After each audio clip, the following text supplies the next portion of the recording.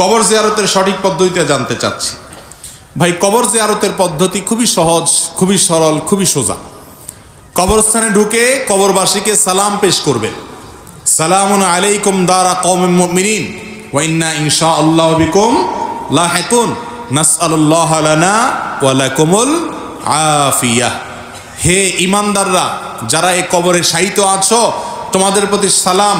তোমাদেরকে আল্লাহ তাআলা শান্তিতে রাখুন, শান্তি বর্ষণ করুন তোমাদের উপরে।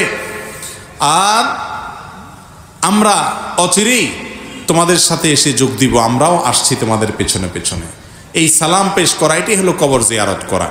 এর বাইরে কবরস্থানে কবর জিয়ারত করতে গিয়ে অমুক সূরা এতবার পড়তে হবে, তমুক সূরা এতবার পড়তে হবে, হ্যাঁ, এরকম করলে কবর জিয়ারত হবে, না হলে কবর জিয়ারত হবে না, এরকম কোনো বর্ণনা নবী করিম সাল্লাল্লাহু আলাইহি ওয়াসাল্লাম এরকম কোনো কবর জিয়ারতের পদ্ধতি আমাদেরকে শেখান নেই। কথা বুঝাতে পারছি? আমাদের দেশে অন্যান্য আমলের মতো কবর জিয়ারতের সময় হুজুরদেরকে ঠিক করা হয়, টাকা পয়সা দিয়ে হুজুরদেরকে দিয়ে কি করানো হয়? কবর জিয়ারত করানো হয়। অনেক এলাকায় এখনো আছে।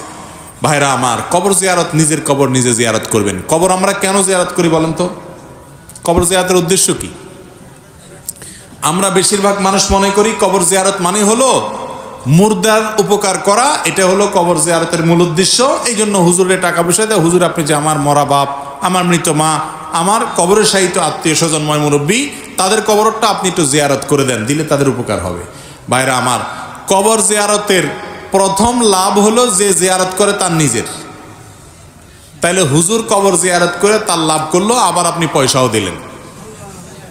তাহলে কি হলো জিনিসটা? আম সালা দুইটাই আপনার গেল, আমও গেল, সালাও গেল, দুইটা পাইছে কে? যদিও হুজুর সওয়াব পাবে না, কারণ টাকা নিয়েছে যে। আখিরাতের কাজ করে টাকা নেওয়া জায়েজ নাই, হারাম। সে হারাম কাজ করছে, সওয়াবের পরিবর্তে উল্টা কি হবে? গুনাহ হবে। তো এই জন্য কবর জিয়ারত নিজেরটা নিজে করবেন।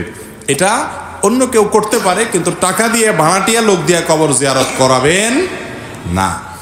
কবর জিয়ারতে সালাম পেশ করবেন কবরবাসীকে, বাস তাতে কবর জিয়ারত হয়ে যাবে। সালামুন আলাইকুম দারা কওমিন মুমিনিন, যতটুকু পারেন এতটুকু বলবেন। আসসালামু আলাইকুম আহলাদ দিয়ার মিনাল মুসলিমিন, অথবা আসসালামু আলাইকুম ইয়া আহলাল কুবুর মিনাল মুসলিমিন ওয়াল মুমিনিন, মিনাল মুসলিমিন ওয়াল মুসলিমাত ওয়াল মুমিনিন ওয়াল মুমিনাত। সালাম পেশ করবেন কবরবাসীকে, এটাই হলো জিয়ারত।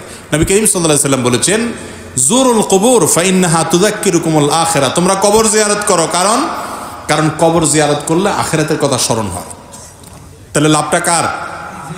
যে জিয়ারত করে তার।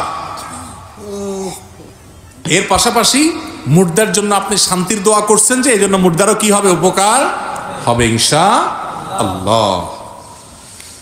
আমরা কবর জিয়ারতের পদ্ধতি মনে করি কত কঠিন, কত কিছু পড়া লাগে, আমরা এগুলো তো জানি না, এই জন্য হুজুরদেরকে দিই। সহজ, শুধু সালাম পেশ করবেন, তাতে কবর জিয়ারত হয়ে যাবে, মুর্দারও লাভ, আপনার লাভ হবে ইনশাআল্লাহ।